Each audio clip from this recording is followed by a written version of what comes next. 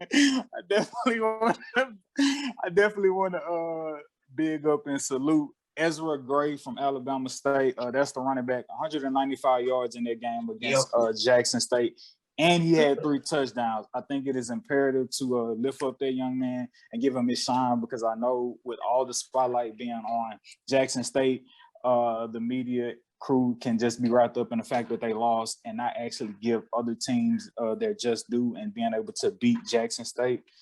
So talking about HBCU football, Ezra Gray, number 20, again, 195 yards, rushing yards, and three tubs in that game. Salute to your player.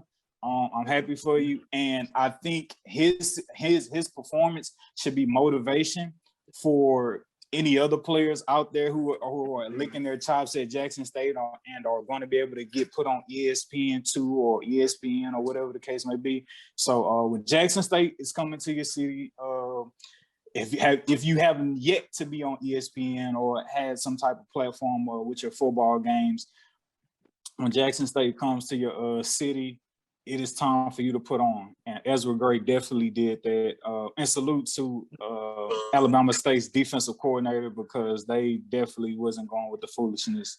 They was making Jackson State earn it. But what you got on that, Christian? Yeah, man, you touched on it well. It's funny too, because when we were watching the game, we both admitted to each other that we were rooting for Jackson State to lose. But now the reason why, at least for me, why I was doing that is because there was a lot of hype around how good they were, right? But when in all actuality, their team right now is really not that good. The talent there is not that great, even compared to the talent that's in other schools inside the SWAC. But man, Coach Prime can coach his behind off. Like I said when we first talked about this on the podcast, he is a great coach. There's a reason why he's, coaching at that level. I really don't know how long he's going to be there, because people are going to see, if he leaves, right? I would say when he leaves, because somebody's going to offer him some money to go somewhere else. They're going to see like, oh snap, the program was terrible. So go ahead, bro. I mean, I was gonna throw a question at you. You said when he leave. I mean, he just got there, like obviously, but only 3 or 4 games in. Like, you don't think he's gonna commit to the long-term rebuilding of Jackson State if the right offer comes through? I mean, he might, but I'm just saying, like, okay, so let's say he's there for 3 years, right? Let's say he's there for 3 years. Now I don't know necessarily the history of Jackson State football as far as team wide, how well they've done as a team. Let's say he takes them and they win a FCS national championship, right? Or they're, close. You don't think somebody gonna call? You don't think maybe a lower level Big Ten, a lower level SEC, lower level ACC schools gonna call and say, hey, Prime, can you come do that here? Florida State having troubles right now. You don't think Florida State might call? You know what I'm saying? If that happens, sure, Prime, wants to rebuild Jackson State, wants to see them do well, right? I'm not sure if Florida State come calling and saying, hey, you can coach at your alma mater, and you can bring Florida State back to the days when the glory days of Bobby Bowden. You don't think he's gonna say, well, shoot, hey, yeah, let me go do that. You know what I'm saying? And he may not, but if he does again, the talent, and he's admitted it. He's like, hey, y'all better get me now before all the horses come in. They don't have as much talent as everybody else in the SWAC right now. And when they were winning those games, I could clearly see that. I'm like, the talent's not there. The quarterback, not that good, right? Their line's not great. Their defense not great, right? They're pretty nice on the outside on both offense and defense. But even their fastest player on offense, the boy can't catch.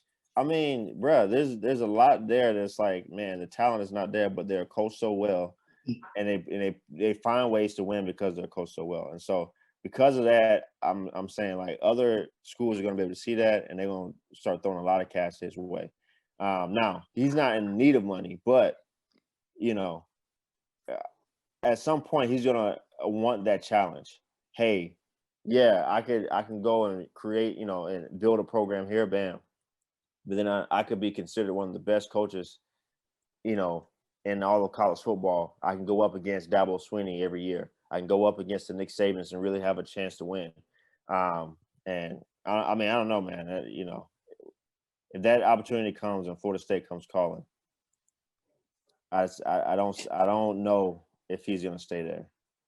It'll be great if he does, but I don't know, man. So. I got you. I definitely know your pops would definitely have something to say about that. He probably would, man. But I'm saying, But anybody in that situation. Anybody in that situation. I don't.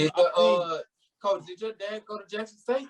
No, he went to Southern. But he's a big fan of HBCU colleges, period. Yeah, my dad went to Jackson State actually, man. Okay, gotcha. Perfect. Yeah. So, yeah, I mean, I love to see him getting better, but and I loved his post game interview, his post game deal. He talked about how this is a great test for them. How as a unit, they get to now respond back. He liked the way that they fought in the game, which was great. He didn't really have anything to say about the petty stuff that was happening on the Alabama State side after the game, right? He was like, "Hey, look, he's here to play. It's not about him. It's about the kids." I mean, man,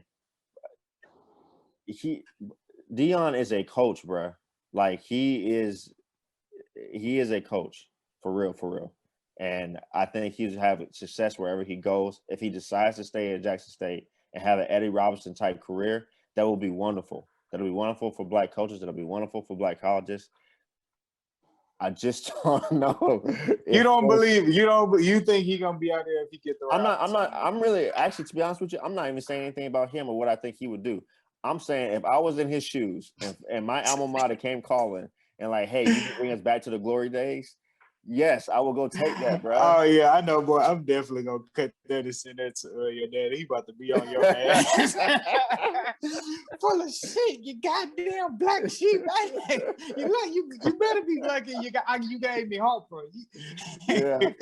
But yeah, man.